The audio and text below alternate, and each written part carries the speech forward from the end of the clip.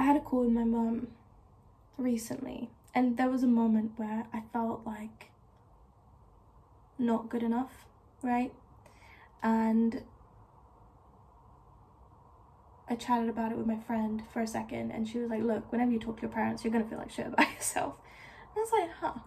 And I realized, I guess when you look at yourself through the lens of people that have really high expectations for you, I just want to say this is an example. It's not like in every scenario with everything. You're always going to feel like you're falling short in some aspect. You are. And that's the thing. The same goes for the male gaze. People have unrealistic expectations. And this also ties into Alex Hormozy's thing that he said about how everyone wants the version of you that serves them best. Something along the lines of that. And it's true. If you're looking at yourself through the lens of people that have super fucking high expectations, unrealistic expectations of you, expectations that do not align with your expectations of you and what you know you are capable of and what truly makes you happy, you're always going to feel like you're a disappointment. But no, you're not a disappointment. You're just disappointing them at the time of you doing that. Whilst that's going on, you are finally, what's the opposite of disappointing? Anti-disappointing yourself. And you know what? That's a win. That's a win. Because short-term disappointment, long-term gains. Come back to your own gaze. Seriously, because are you going to live for your parents? Me asking and answering this for myself is complex because of my culture and how I feel about my parents. So it's nuanced for me. But ultimately, no. I do live for myself. Am I gonna live for the male gaze, for men everywhere? Fuck no. So what's left? Even if it's not men, the male gaze that can exist within women and like anyone. Probably a little bit of me, but am I gonna live for that? Oh, please, it's exhausting. It's exhausting. I don't want to do it. I don't want to be a part of it for as long as I can help it. I will die on that hill. Time and time again. I don't care. The topic of loving oneself. When you decide to appease only your own gaze, my God, the liberation that comes from that. It is a good feeling to love yourself, to get out there and just be like, I'm gonna love myself so fucking hard. I don't care what anyone else says. I don't care what anyone else like thinks of me. Like I don't care because I am so at peace, at bliss. Allow yourself. It's a, you know how they say like it's a process. You gotta, you know, I think it's a long-term game. Loving yourself. It's not just like, oh, you just switched it on and boom, that's it, you're good to go. But for a second, I want you to imagine all of the love that you've ever output into other people, projects, etc. And I just want you to see yourself as that. Just for a second. With the most forgiveness, the most patience, the most warmth, the most like, I'm never gonna give up on you, da da da. Like all of that. All of the hugs, the support you've given other people, the pats on the backs, the, you know, like everything.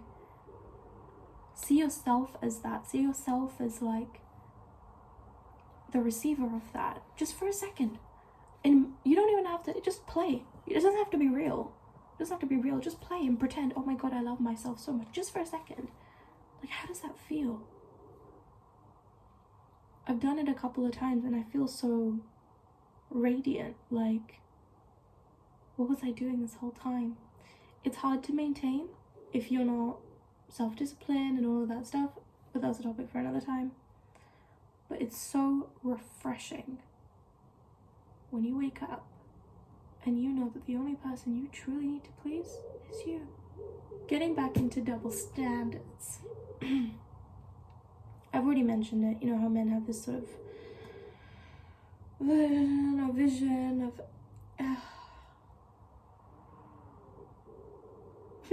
the world would go to shit. Even more shit if all of us women became the version of women that men want us to be. Seriously. It would. Even go to shit. Anyway, they're so stupid sometimes. Of course, not all men, da da da. I have guy friends, but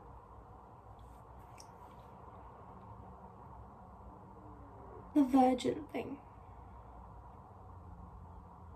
I don't want to be with her if she's not a virgin. Okay? Are you a virgin? Oh, sorry, what, it's too personal. Oh, okay.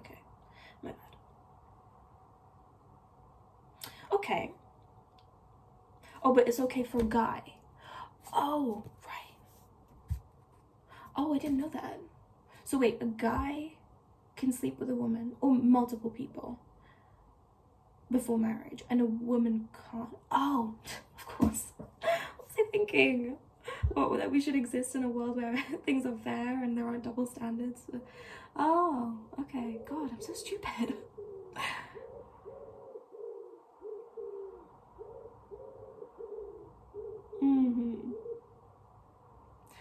What is it with this idea that after a woman has slept with a man, she is unclean, impure? I'm sorry, you're not exactly holy yourself, mate. Get over yourself.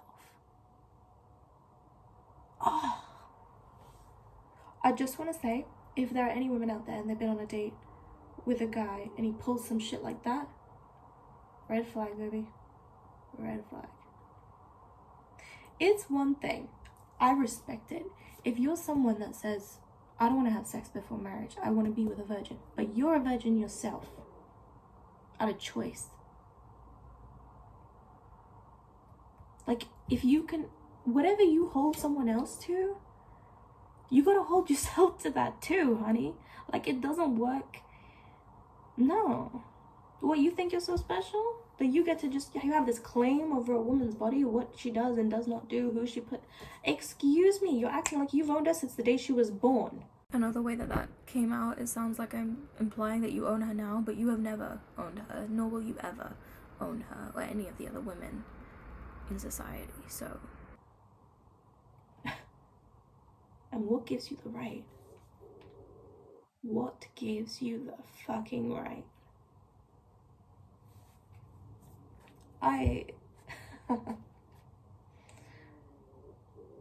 No, I'm not there for it. I'm not here for it. No. It's the hypocrisy of it. Oh, okay. So you want to be ambitious. You want to be a man. Okay. But how about you let a woman and women in general just live their life and lives on their own terms?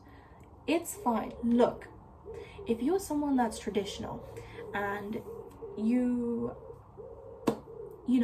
wanna say, even let's look at it as like a contextual thing. Maybe you were right piece of shit in your teen, you're in your youth, you slept around a lot, and then maybe you just had this spiritual awakening and you decided to follow Christianity, and you're like, no, now I'm going to be celibate and I'm going to wait till marriage, and you want to be with a virgin. All right, you know what, maybe I'll give you that, because now you've changed and that's your faith and that's a standard that you are holding for yourself, shown through your celibacy. And I don't mean like a week. No, I mean commitment to that. I mean months, I mean years. I think only once you've earned that can you then say, okay, I would like a virgin too. You gotta hold yourself to the same standard, honey. It doesn't work. No. I'll give you that. But, and if it's a thing, say, where you're on a date with someone and you just don't like their lifestyle, right? You would, okay, yeah, maybe you'd prefer that for them to be a virgin, but that's clearly not the case. Let's just say that they're a very sexually active person, completely not what you're looking for. All right, fine, have your beliefs, but don't go and slut shame them for it. You're allowed to not like them.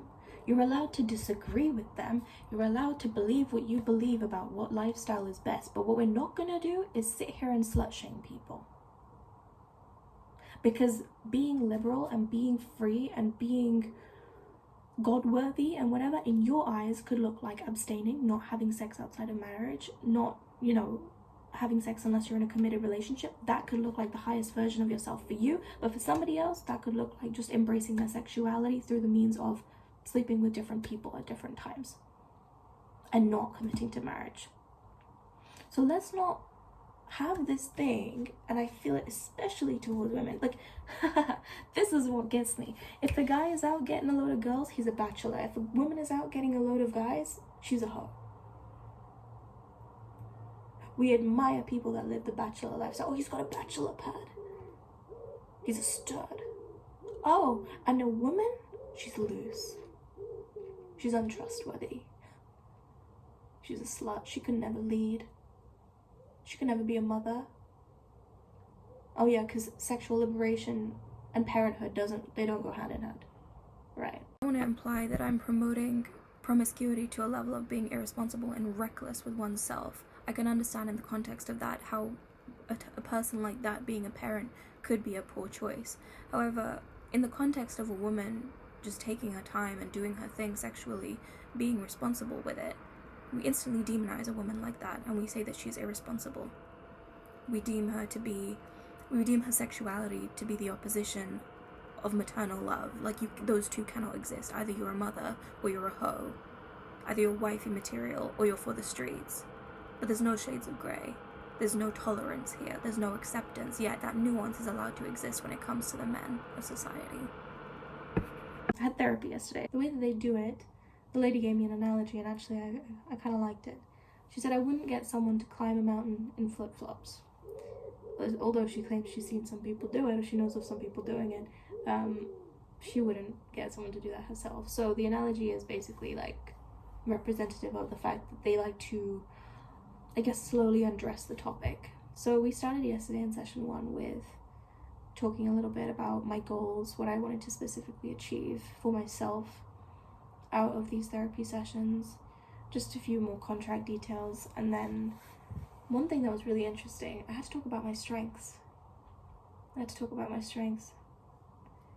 And I could list like 1, and then I was just talking about stuff, and then she was trying to get specific adjectives from me.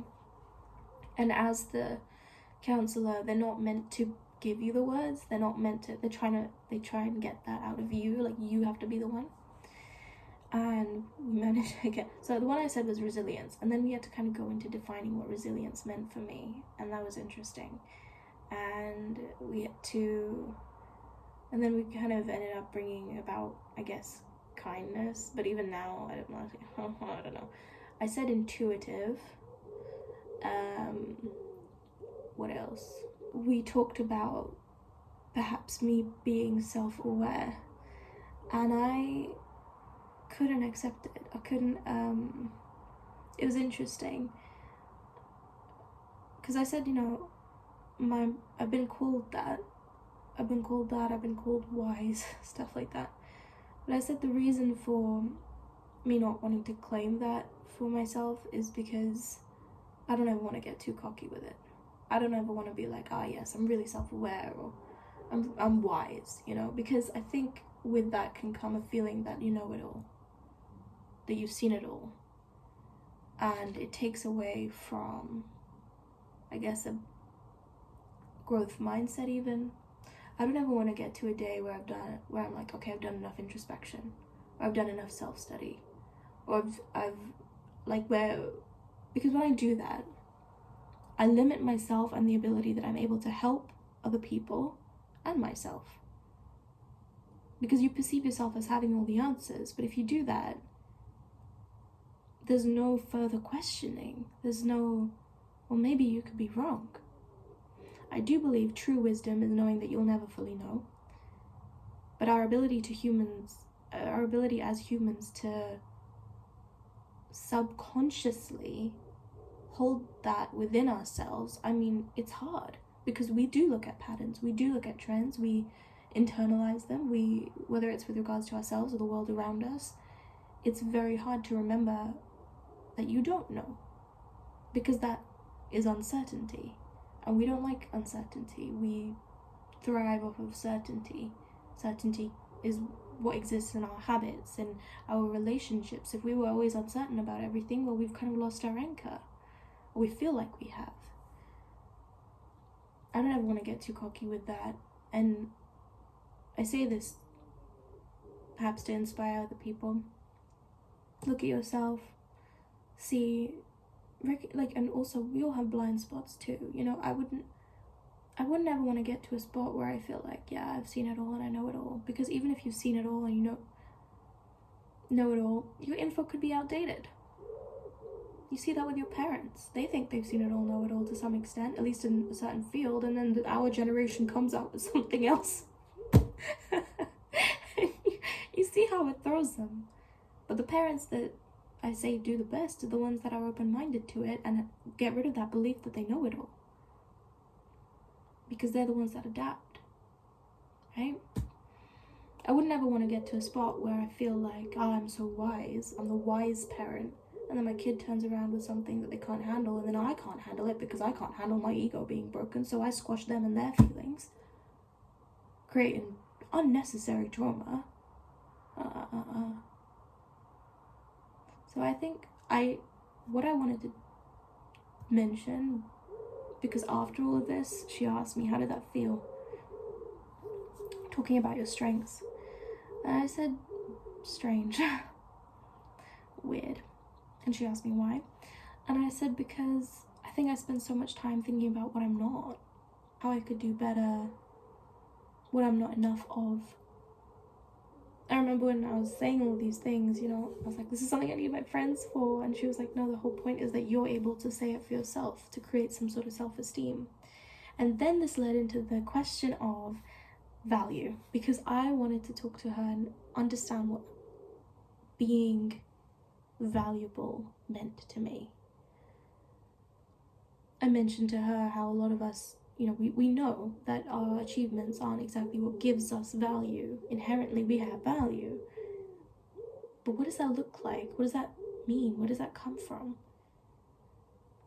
And this question, I think that came after listing these things, because I think now I was slowly starting to get it. But I'm not sure. I'm gonna get into that, she said. So I'm excited for it. I left my session and I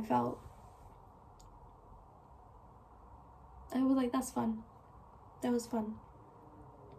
Yeah, that's it.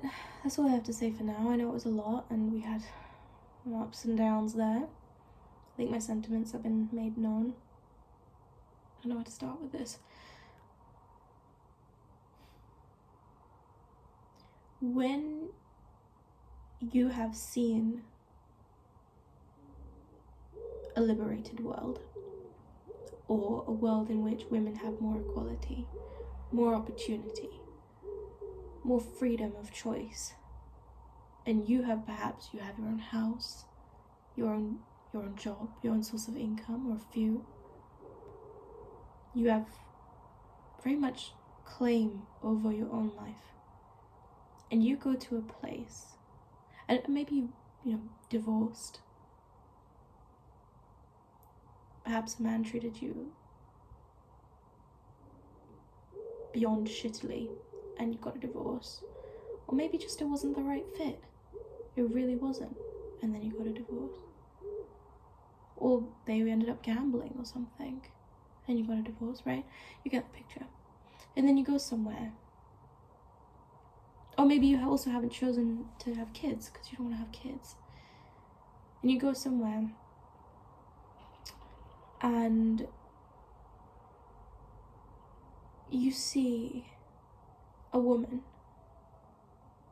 who perhaps got married at age 14, 15, 16, very young age.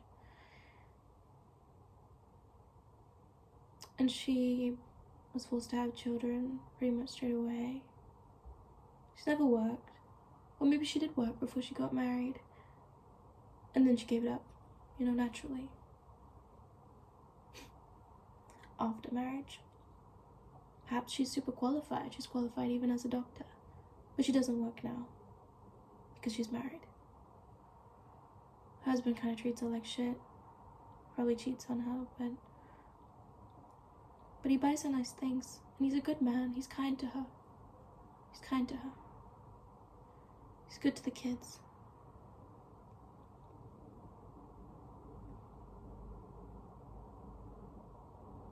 Her world revolves around her children.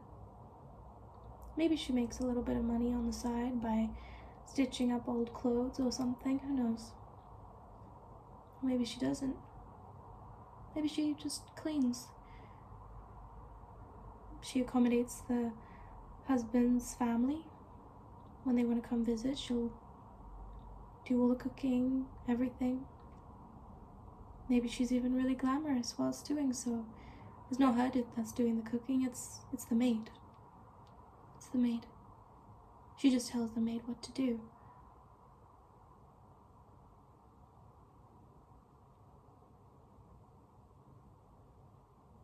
Maybe she has some friends. Maybe she's very beautiful. She gets her beauty treatments. She goes to the parlor.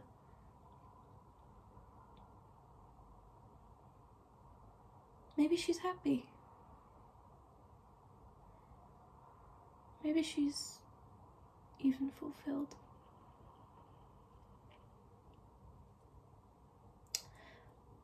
But you go as your divorced career woman, childless woman in her 40s. You go and you see her. And perhaps you see her as unliberated. Unaware of the fact that she perhaps hasn't reached her full potential. What do you do?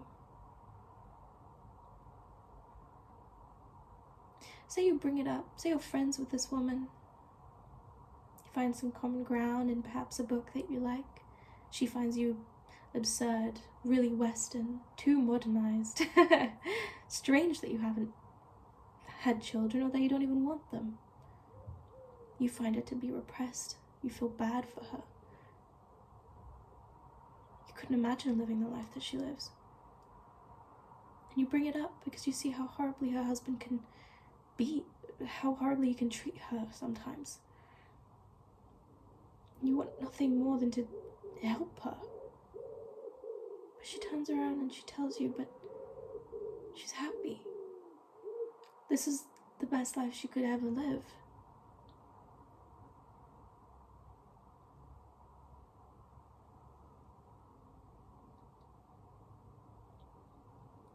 That for her, her children are her world.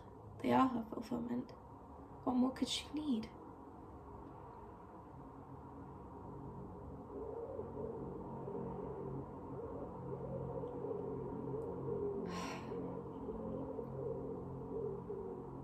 I think people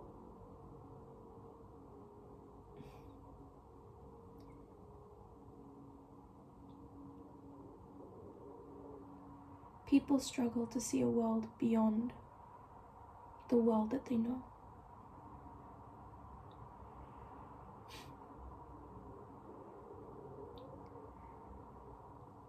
Yeah. Goes both ways.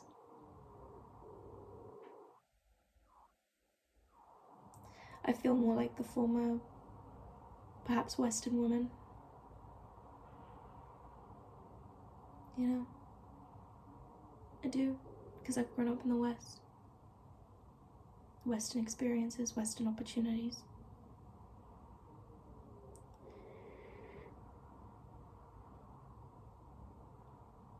But sometimes there is nothing you can do. Sometimes you just have to let people exist in their happiness, in their version of their fulfillment. It's none of your business. All you can do is influence the people that need your help the most.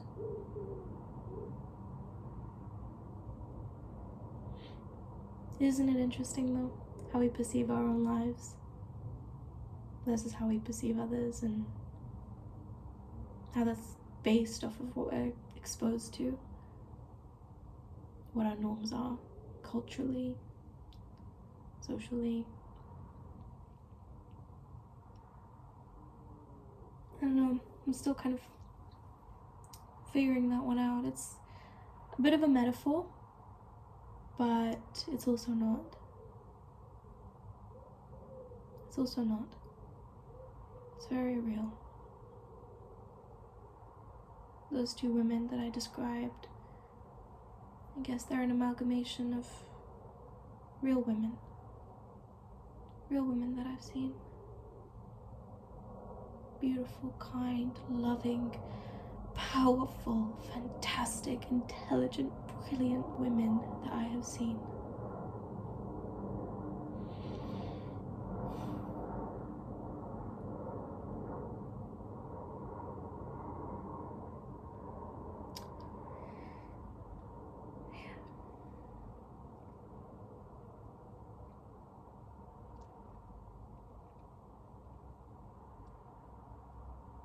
I think the biggest thing as women is to just love each other, hold each other's hands. Sometimes that's all they need, all we need.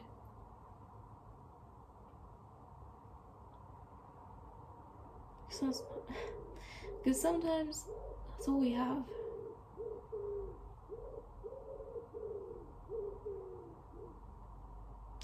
Right, time to go. I have brownies to bake for my friend. And then I'm making a beautiful trip home to see my fam. Yeah, gonna watch Harry Potter with my sister. Alrighty, that's it for now. Comments down below. Let's have some discussions, and I will see you in the next video.